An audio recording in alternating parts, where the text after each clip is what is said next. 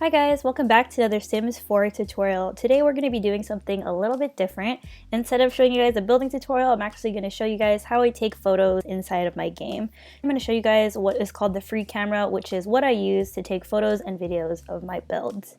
So before we get into the tutorial, there's a couple of things that I need to note here. The first thing is that I learned how to use this free cam and cinematic camera years ago through multiple YouTube tutorials.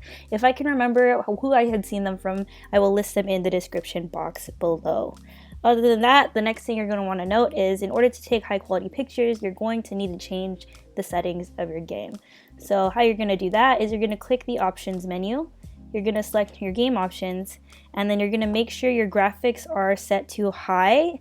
Because unfortunately, if you want to have high quality pictures, you're going to want to make sure that your graphics are also set to high as well. This may not be the best option for you if your laptop or computer cannot handle it, so I would advise against this if your game is already running slowly based on the base game settings.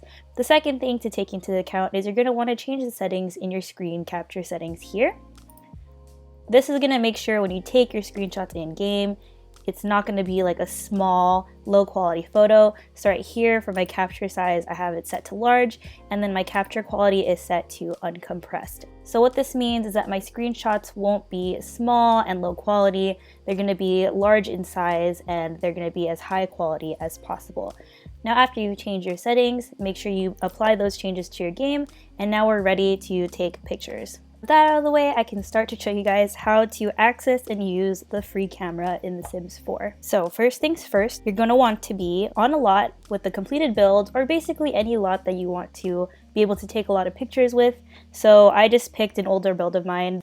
And the second thing you're going to want to do is make sure you have a sim or sims or a family on the lot. This is because you can only access the free camera when you are in live/live mode.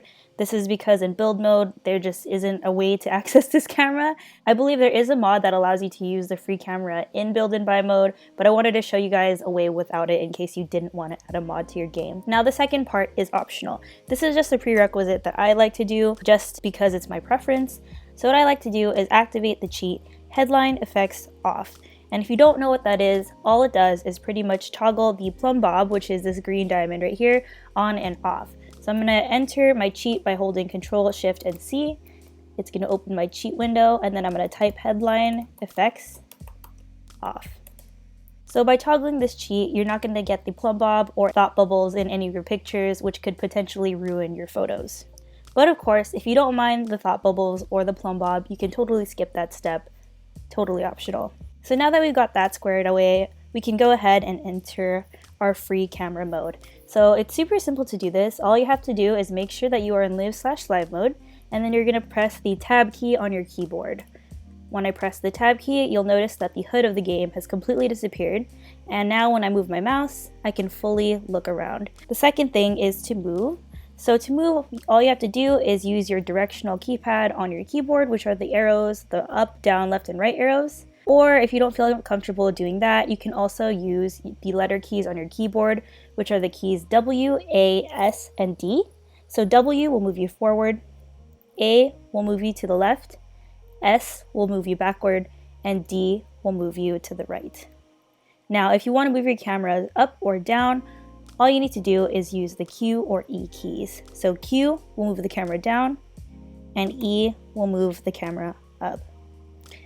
And if you want to zoom in and out, all you have to do is use the scroll bar on your mouse if you have one built in, which is what I have, so that's what I like to use.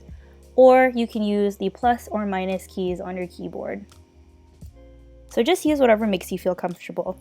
Now, when I'm moving around the lot using my directional pad or my directional keys, you'll notice that the camera moves pretty slow, almost painfully so. So if you want to move a little bit faster, all you have to do is hold your shift key while using your directional keys, and it'll help you move a little bit faster using the free camera. Now let's talk pictures. So the next thing you're going to want to do while you're in this free cam mode is of course take pictures of your beautiful builds or your beautiful lot or anything you want to take pictures of in your game. So I'm just going to find a nice little angle that I like, that I think is Instagram worthy, or maybe you just want to take this picture for YouTube or even just for your records. Just go ahead and find a nice little angle, and the entire screen capture area is going to be what you see on screen. And all you have to do to take a picture is simply press your C key. So it's simple as that. All you have to do is use those keys to move around the lot and simply press C to take a screenshot. And as you can see, I can just go ahead and move around quickly into my builds and take photos of whatever I see fit. So if I want to take a nice little photo of this kitchen here, I could just adjust my camera. So now I can just try to capture a nice little photo here. So one of my biggest tips for taking photos of your builds is just to be wary of your photos and just really look at them before you take them. That way they don't look overly warped or anything like that. I also like to try to make sure I have adjusted the camera perfectly, just so it looks like I was actually there in the game taking the photo. Another tip that I have is don't be shy and take as many pictures as you can or as you want. I honestly take at least like 50 to 70 photos per build, just so I have a lot to choose from when I retrieve them later on. So like I said, don't be shy, go ahead and take a lot. That way you have a variety of photos to choose from and you can get your perfect ones. So now I'm going to show you guys how to retrieve all those beautiful screenshots you took inside of your game. So the first thing you're going to want to do is locate your EA folder or your Electronic Arts folder. So this is going to depend on where you had saved your Sims 4 game or downloaded it to. In my case, mine was downloaded to my Documents folder, so that is where I am right now. The next thing you're going to want to do is locate your Sims 4 folder. You're going to notice that I have two folders here. That's because I play one game without custom content and one game with custom content, but the one that you are going to want to be choosing is the one that is named The Sims 4. Next thing you want to do is locate the screenshots folder. Once you have that folder open, you'll notice that it will have a variety of screenshots that you had taken in your game by clicking the C key. I only have one photo here because this is the only one I had taken. So you can just either drop it to your desktop or maybe drop it into a folder. I'll just do what I usually do. I usually end up making a new folder for whatever build I had completed. So I'll just name it New Build. And then I will pretty much highlight all the photos inside that folder and then drag it to a new one. So that's how you retrieve your new screenshots from the Sims 4 folder.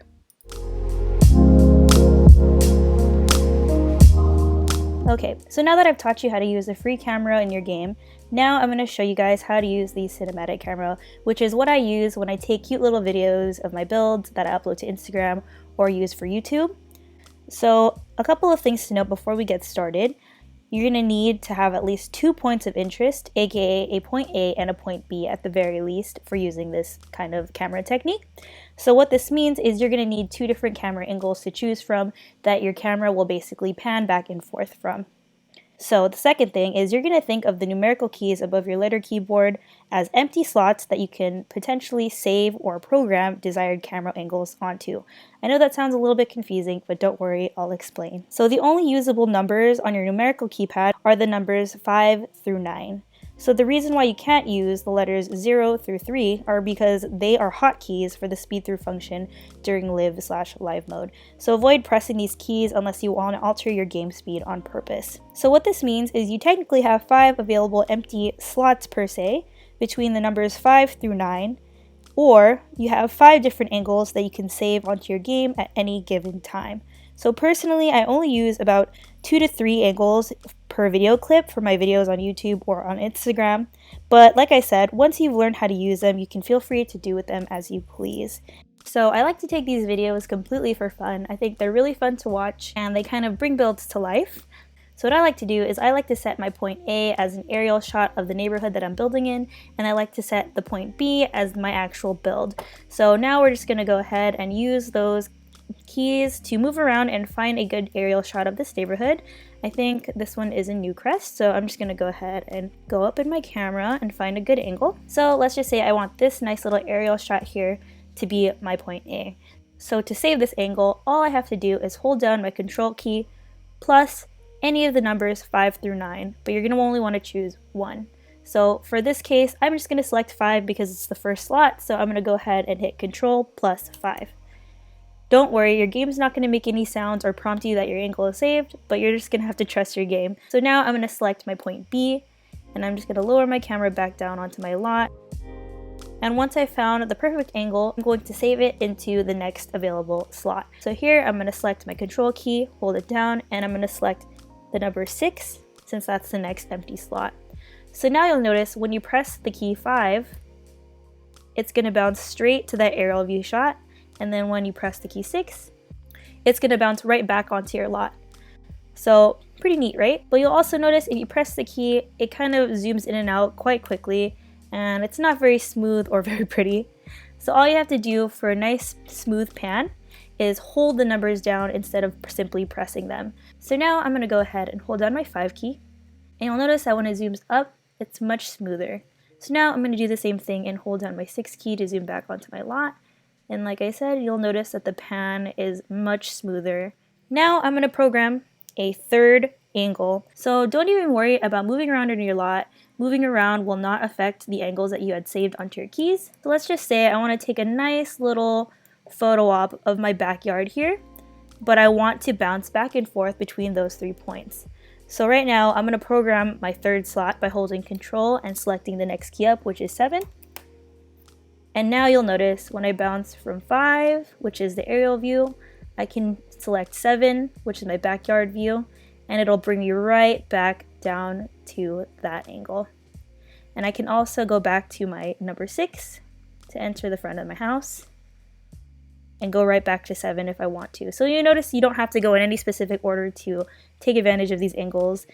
Just do whatever feels right or program whatever angles you'd like, and this will work across your entire game.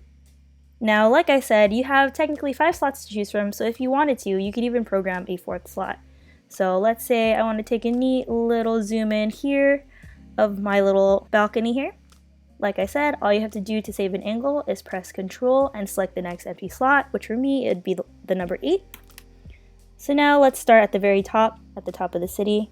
So here's my key 5, and then I'm going to hold down my 6 to pan smoothly down to my house. And then whenever I think it's right, I'll go ahead and press my 7 key to pan to the backyard. And then I can also press my 8 key and pan to this nice little balcony area here. So that's pretty much all it takes to use a cinematic camera. So the next thing I'm going to show you guys is what I like to call a feature shot. So how I get these is I basically choose 2 different camera angles within close proximity of one another, usually of a room or of an object. In this case, the feature object is this fountain here.